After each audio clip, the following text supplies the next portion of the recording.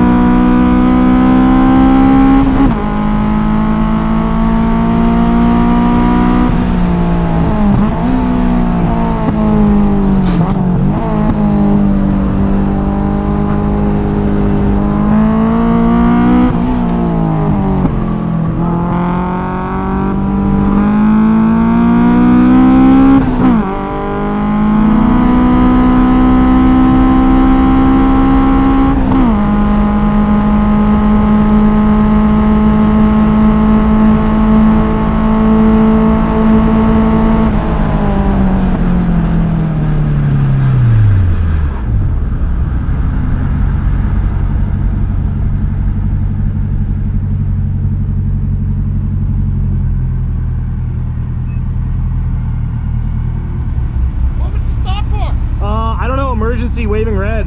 We got to stay here until they tell us we can go. Where did you see a red?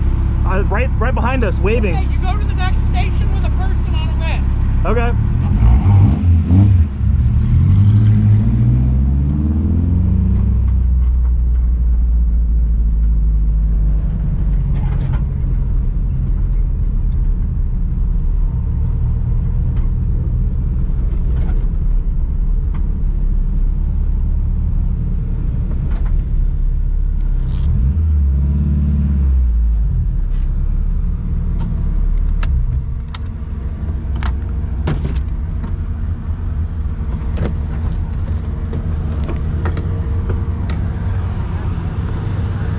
That was an adventure. Yeah, that was rough. Sorry, I just kind of like, I need to stop.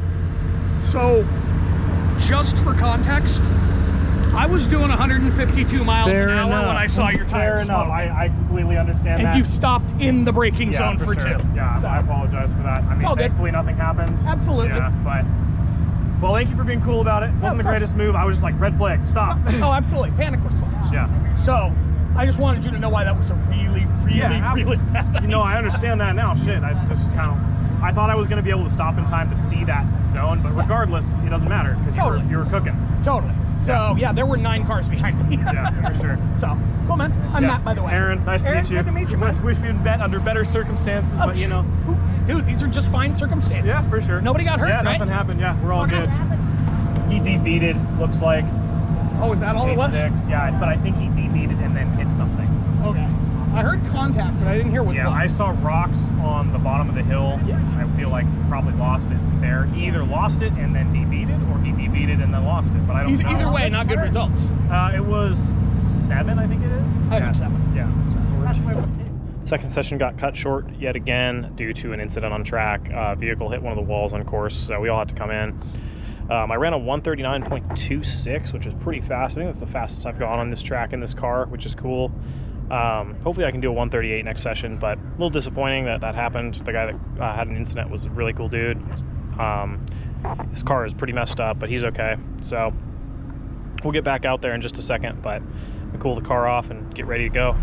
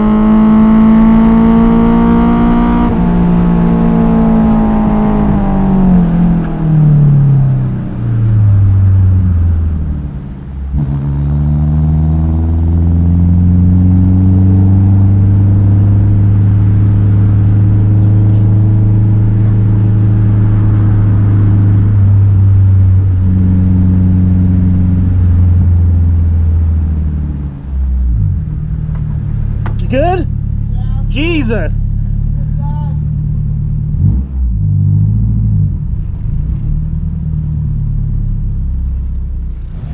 Well, unfortunately, our third session got cut short yet again. There was another incident on track. George lost his 300ZX in corner number 7, like between 6 and 7, and went into the dirt. So they're digging him out right now. Session got cut short. He's okay. Car is not okay.